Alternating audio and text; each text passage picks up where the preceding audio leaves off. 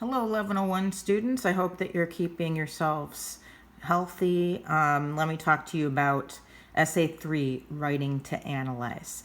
The due date is to be announced after spring break. Right now, what I want you to do is figure out a topic and get that in place. Now that you know kind of the mindset for writing to analyze, let's talk about it. So the description. So think about that, what you did with that PowerPoint and how you were analyzing that piece of art. So to analyze is to examine something carefully to determine how all of its parts work together as a whole. Analysis also suggests a degree of critical reflection or a sense of evaluation and judgment. Some might understand being critical as a tendency to point out flaws. However, being critical more accurately means carefully evaluating or scrutinizing the topic that you're choosing to talk about. Critical analysis is a process of thoroughly examining something while becoming aware of details and how they relate to one another. Analysis is a central part of critical thinking and problem solving. So what exactly am I having you do with this? Let me talk about the procedure section of this assignment. An analytical essay means that you will need to present some type of argument, or in other words, it's going to be your thesis statement. So you're going to come up with an argument or a claim about what exactly you're analyzing. Most often you will have to analyze another piece of writing or film, but you could also analyze an issue or an idea, or I'm going to give you examples of different types of topics. To do this, you must break down the topic into several parts and provide evidence either from the text, film, or from your own research that supports your claims. That's my next door neighbor's dog barking in the background. So, for example, I had a student who decided to write about The Shining, the original film, and about there was a motif in the film that he saw that dealt with Native American culture. So he talked about that and picked that apart for his analysis. So here's how you're going to put this thing together.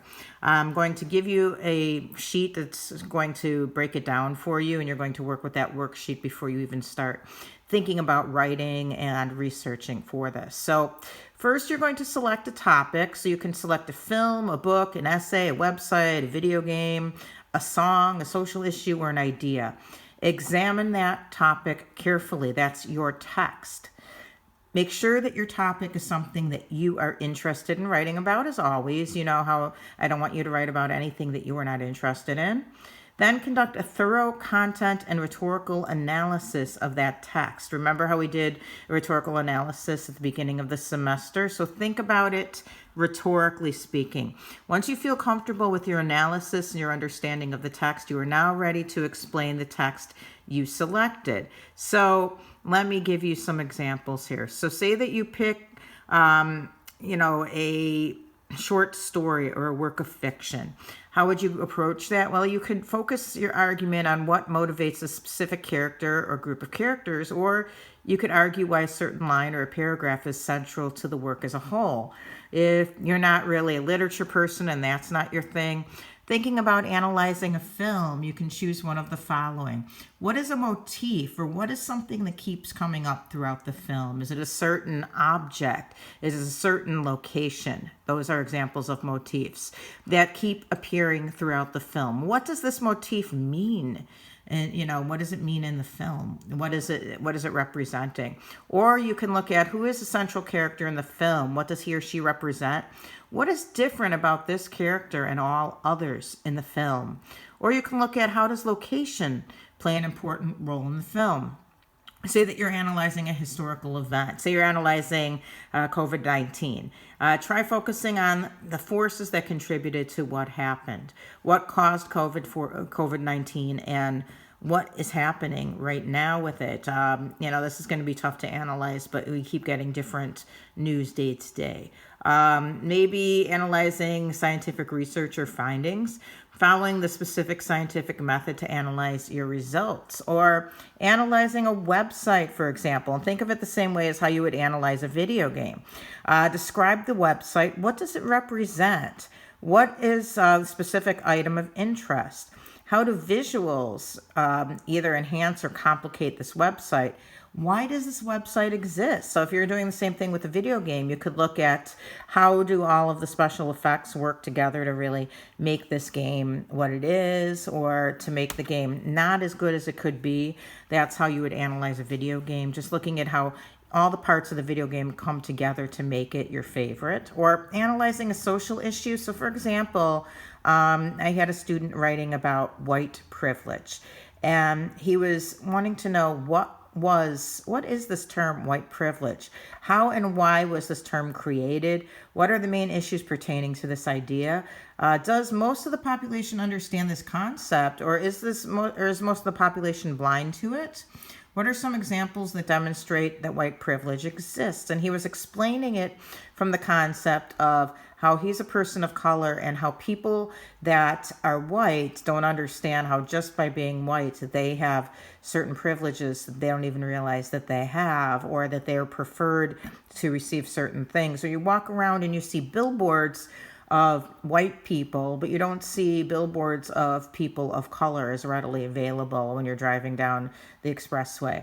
The due dates for this, partial first draft, I wrote down to be announced after spring break. Right now we're going to look at the sheet that puts it together, and your completed essay will be to be announced as well, because right now I just want us to concentrate on spring break. But let's talk about the preparation sheet. So this is like what we did with essay 2 with the boxes. So your first box, your proposed topic, including the central idea that you are focusing on within the broad spectrum of the topic, that's going to go into that first box.